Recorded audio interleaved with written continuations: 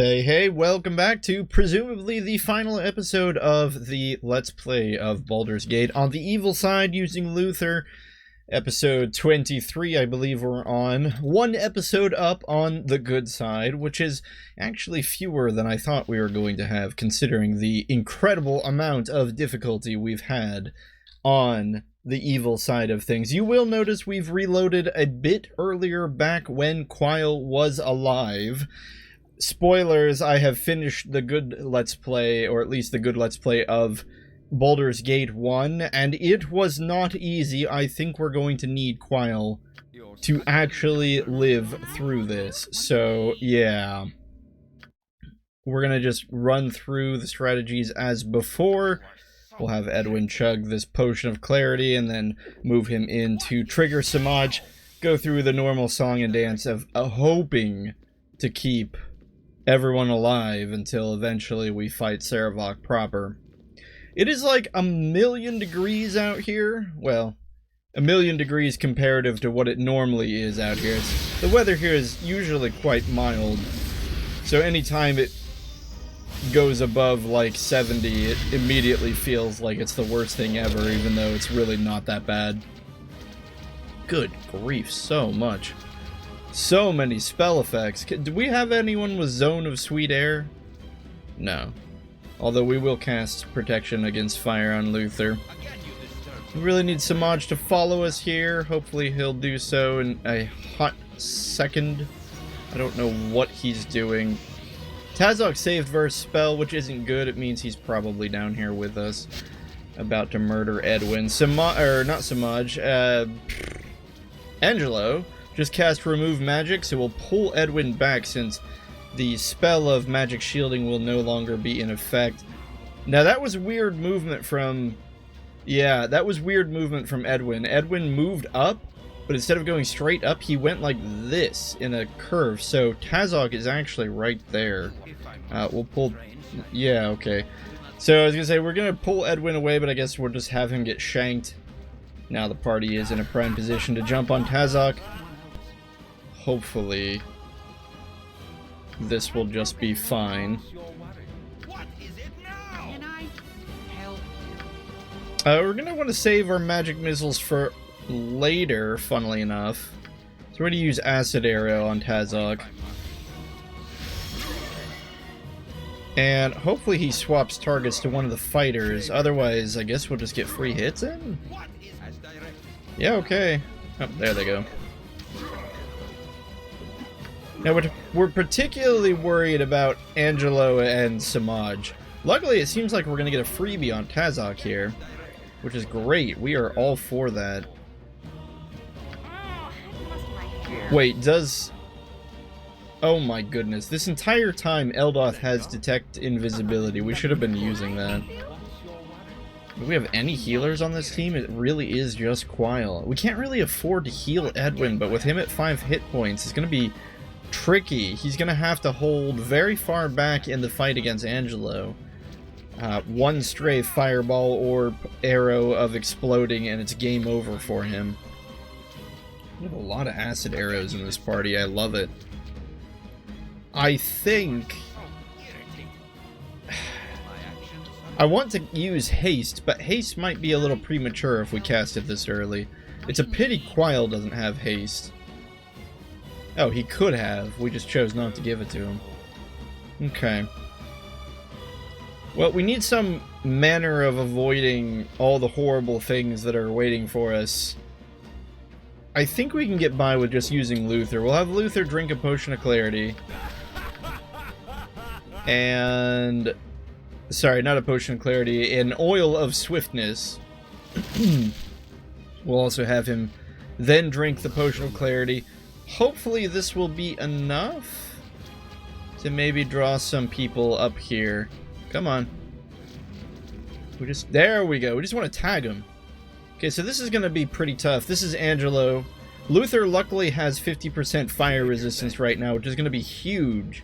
But it might not be enough. We're going to want as much of the party to hang back as possible, while at the same time raining down as much hate on Angelo as quickly as we can, just simply to interrupt his spells, he's going to probably try to use some sort of chaos-based spell. I think that's what his gimmick is. We're going to waste his time as much as possible by having Luther just kind of dance around him here. Now he's taking quite a bit of damage, which is great. Now here's a spell, unfortunately. We're going to have to rely on a stray hit to deflect that. It is not successful. He casts or attacks. I'm not sure which one. There was an explosion. It looks like it was a missile, so I'm going to assume that was an arrow of explosion. We really need to just drop him now. Like, no questions asked, just the guy needs to die. Otherwise, already see Kagan is taking just a lot of damage here. He's attacked 3 times, and none of us have been able to really even respond to him. We'll have Luther drink a potion, but I don't think it's going to be enough. Oh my goodness, Kagan to the rescue. Kagan chucked an axe. Managed to take out Angelo. Those are 2 really huge threats. I mean, they're all threats. Tazok, Simaj, Angelo. All of them are large threats in this fight. Angelo might be the worst, though. I'm not sure.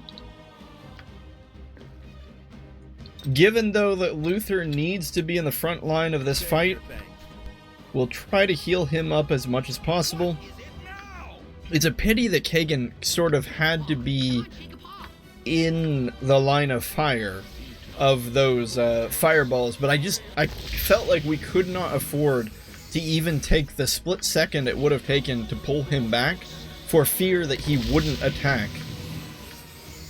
And we would miss an attack roll.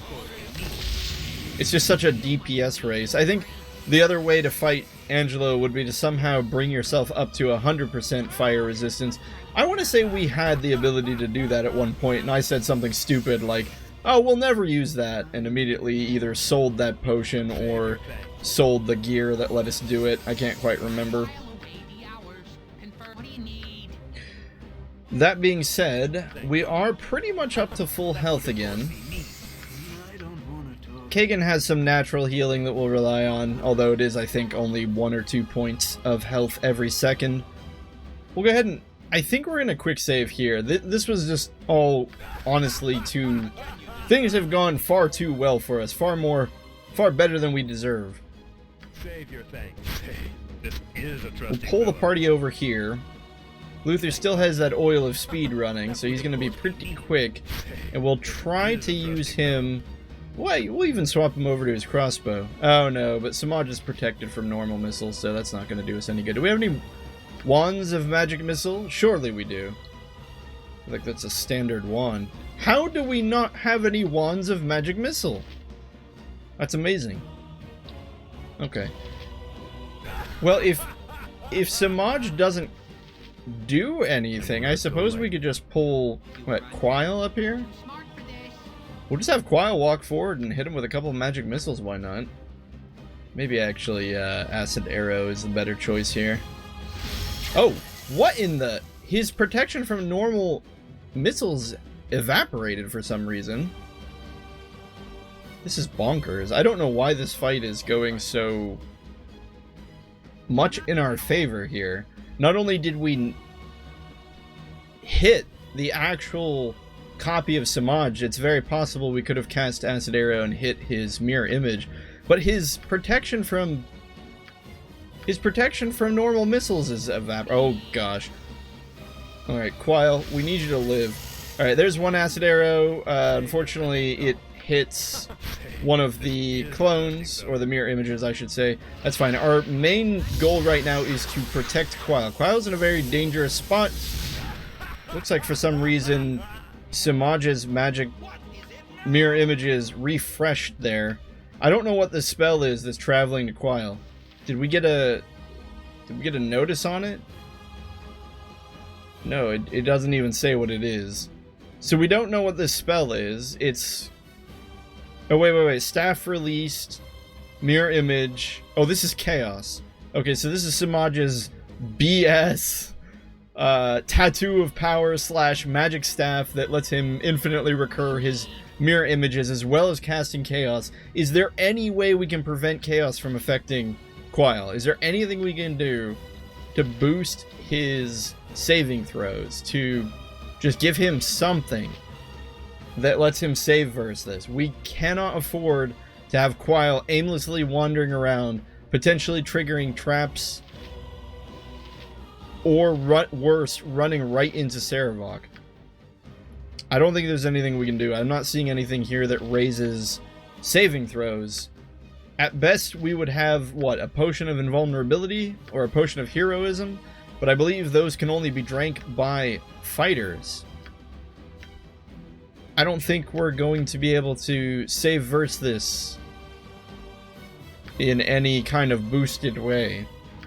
Is there anything we can do for Quile to just sort of... I just don't know. I hate to say it, I think the best thing he can do is just cast Magic Missile. If maybe he can get the Magic Missile off before the Chaos hits him. Or maybe even better, he just runs north. Pulls the Chaos away from the party. In fact, let's do that. Let's pull the party away. We'll have Quile redirect the Chaos spell. It looks like it connected there, so we're just going to have the party refocus on Samaj. Did he save verse it? No, I think it just hasn't been rolled yet. So I think whatever comes from that comes from that. Magic missiles from our mages, bow and arrows from our wizards, especially, or not wizards, thieves, especially now the protection from normal arrows is gone from Samaj. I cannot believe this. Quile successfully saved verse spell. We have a pretty good chance now.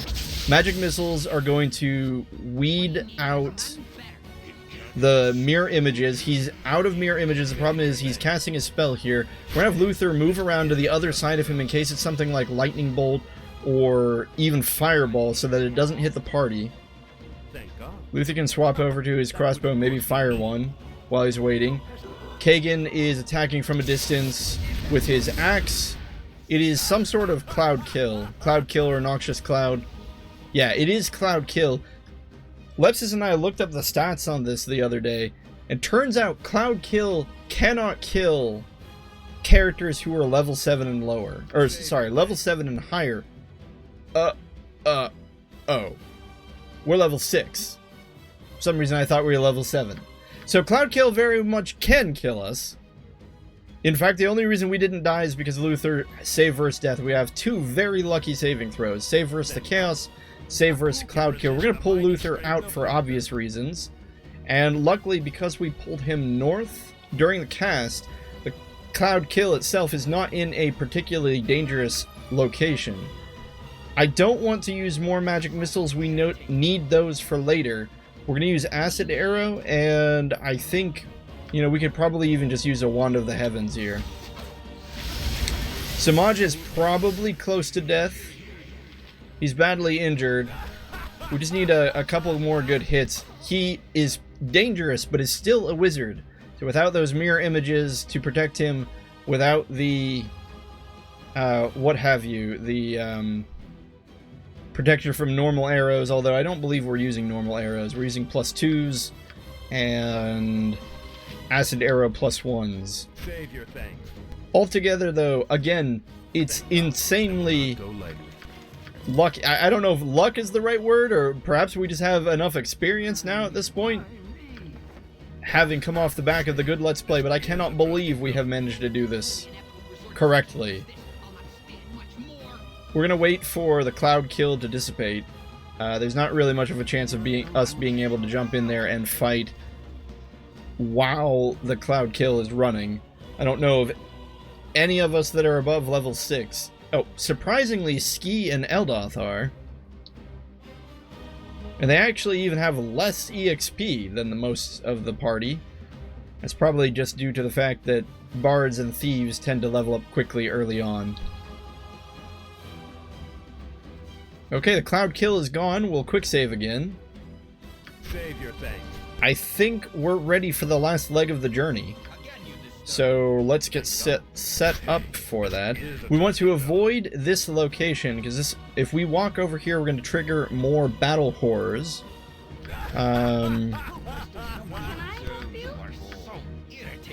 We want to use haste last.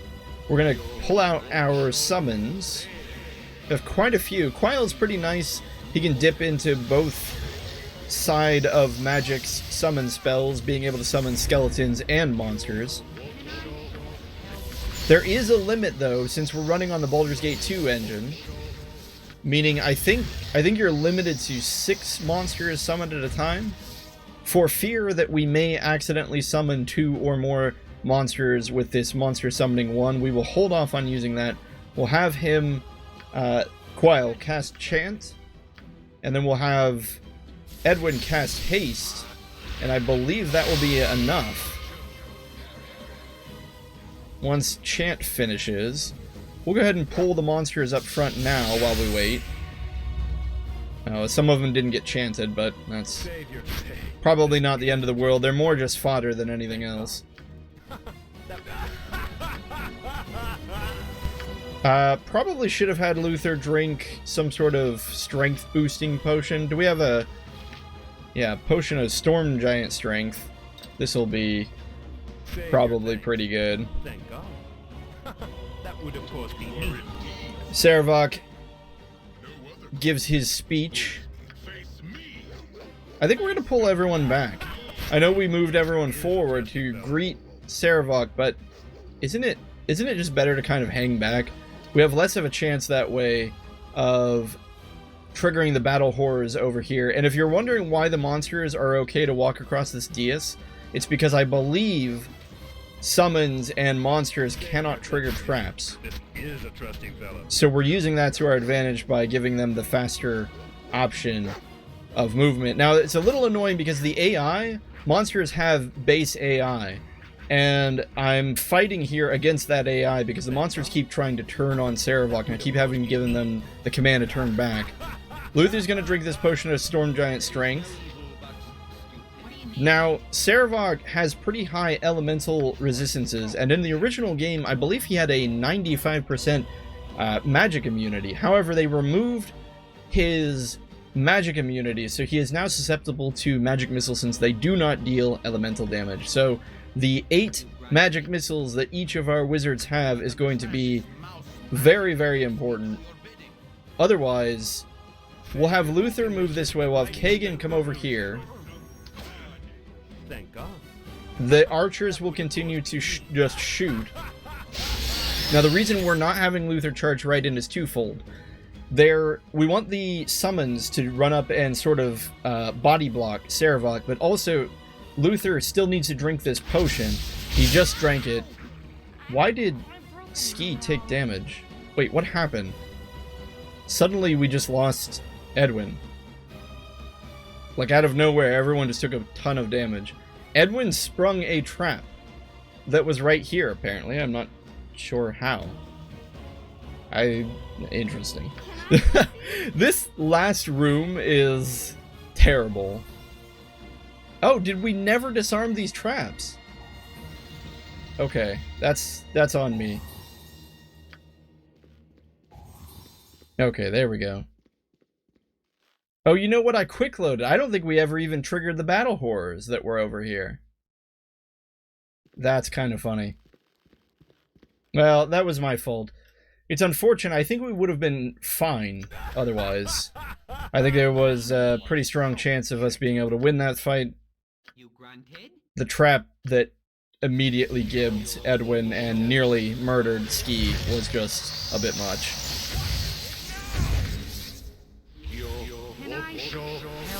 We got 4 summons. You know what? Let's just go ahead and cast the other summon spell. I don't think we need to be stingy with it.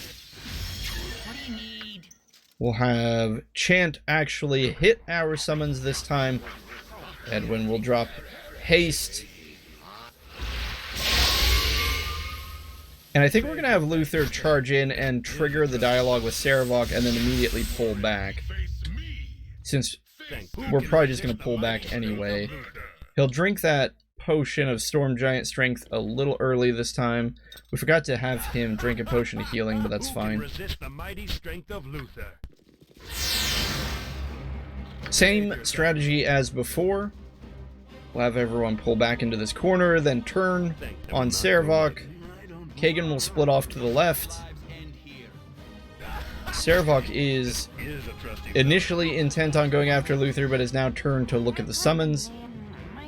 As long as we keep the back line far enough away from Servok that he doesn't go after them, they should be fine. Double magic missiles, arrows as before. Kagan will throw axes. We're going to give Luther a split second, since he just drank that potion, for his turn to come back. Okay? We're going to have him jump in and just do whatever damage he can. The problem is Servok is going to immediately turn on him. And that's fine, because he has enough HP that he can take 1 or 2 hits. There's one. Oh my goodness, that was so much damage. How much was that?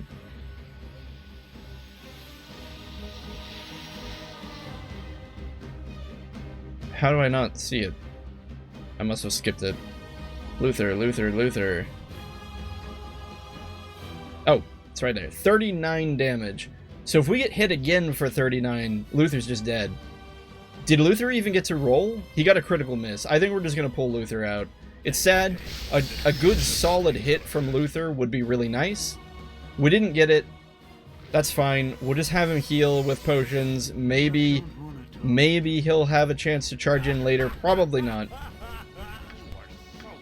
Meanwhile, we'll have the wizards continue to cast Magic Missile. Magic Missile is probably what's going to save us here. Overall. We'll try to get Servok to kind of turn on Luther just to buy the summons a little bit of time. It's more than likely not going to be much. Looks like even Ski's doing damage here to Servok, although the acid is mostly resisted. Again, Servok has extreme elemental resistance. 7 damage of acid resisted, only 1 actually goes through. This is a trusting fellow.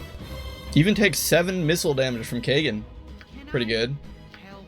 1 more volley of magic missiles just probably will be enough here. Savior and will not go late. It's a pity we can't have Luther finish this off, but I think it's probably fine. I'm okay with the wizards taking Servok out. Servok is just no fun.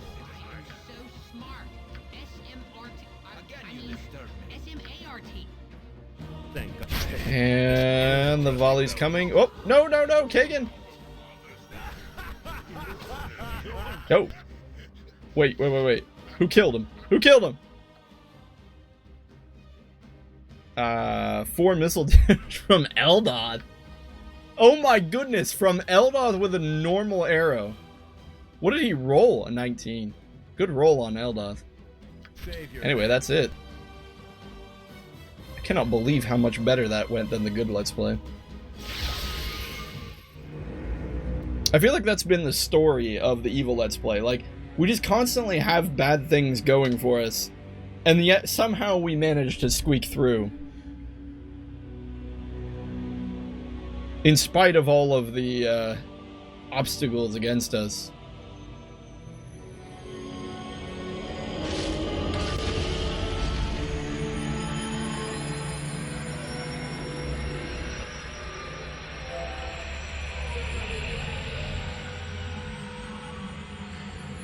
Of course, we'll get to see the statues of the children of Baal and Servok's energy going towards them, inevitably to remove himself from the pool of candidates that will eventually bring about the second coming of Baal.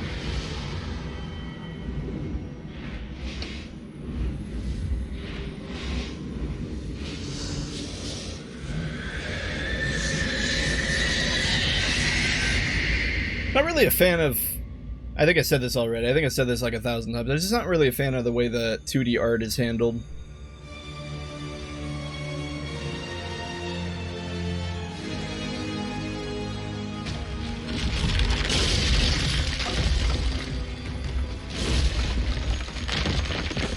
Especially that last bit, I felt like it was just very abstract. And just kind of, not a lot of images going on. I probably complained too much. But at any rate, there you have it, my friends. If you stuck with me this long, pat yourself on the back as always, because holy cow, it has been quite an adventure to get here. If you count the original Let's Play that began years ago, if you're coming off the back of that, then that is amazing. Otherwise, if this is your first time watching, thank you, of course, for making it this far. Hopefully it was at least a bit entertaining.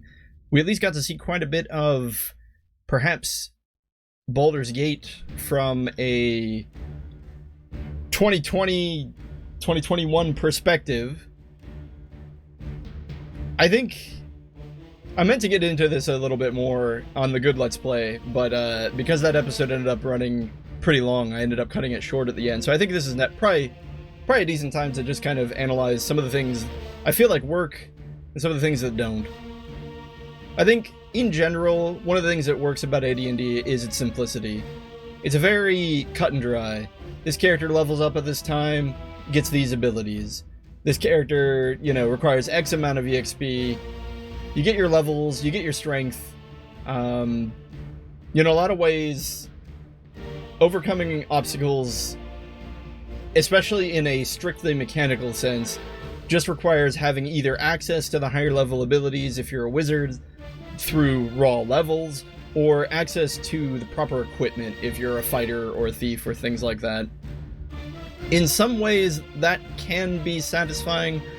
In others, though, I think it tends to be frustrating, especially when you don't know the system inside and out. I feel like I know the system pretty well. I'm definitely not an expert, but even I was running into situations at this Let's Play, admittedly near the end, where I just felt lost. Like, I wasn't really sure the correct way to approach something. I wasn't sure, you know, how the mechanics interacted in such a way that would give us the advantage. And I feel like more often than not, our victory just came down to cheesing the heck out of the AI from the Infinity Engine.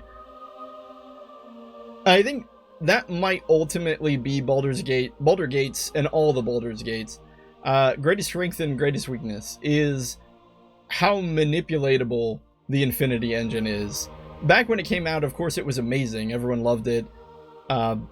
We had seen CRPGs before, but this one was smooth. It was very...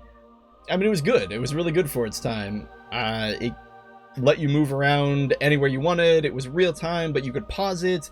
It simulated AD&D very well, but I will say, going back to it now, it almost feels more like skill in Baldur's Gate comes more from skill in manipulating the Infinity Engine rather than skill in playing AD&D. Otherwise, though, AD&D itself tends to feel a bit unforgiving at times. I think that's part and parcel of just sort of the way older RPGs worked. They were rougher around the edges. Battle systems were not completely new at that time. By no means were they in their infancy, but they certainly weren't the polished versions that we have today. So things like perfect mechanical balance wasn't really... I don't want to say able, but it wasn't there yet. And so AD&D tends to rely a lot on saving throws, on the luck of the dice, which on one hand is kind of exciting. For instance, this time when we fought Sarevok, we were very lucky on our saving throws, and it was exciting, it was thrilling to feel lucky. But on the other hand, if you just constantly are losing based on dice rolls, it does feel a little disappointing. Overall, though, I think, I said it before, but Baldur's Gate certainly withstands the test of time because there are plenty of people still interested enough in it that Beamdogs was able to resurrect it and re-release it in the Enhanced Edition. When we come back, we will be picking up right here in the Siege of Dragonspear. I'm going to need to take a break, though, before we get into that, so it might be a bit of a time gap before that one picks up. That being said, thank you as always, my friends, for watching. I wish I had something more relevant to say. I'm trying to think if there's any last thoughts. I really don't think there are. Other than, well, thank you, Lepcis. Thank you, Lepcis, for building the original voice pack, the voice mod for Luther. I never in a million years thought I would have gotten to go through Baldur's Gate with Luther as my main character, and it was pretty awesome. I have heard he's working on something to get it to work for the new 2.6 edition, that the update that recently came out. So if I get access to that, of course there'll be instructions on how to install that as well. Otherwise, thank you. I'll catch you in the next one, and take care out there.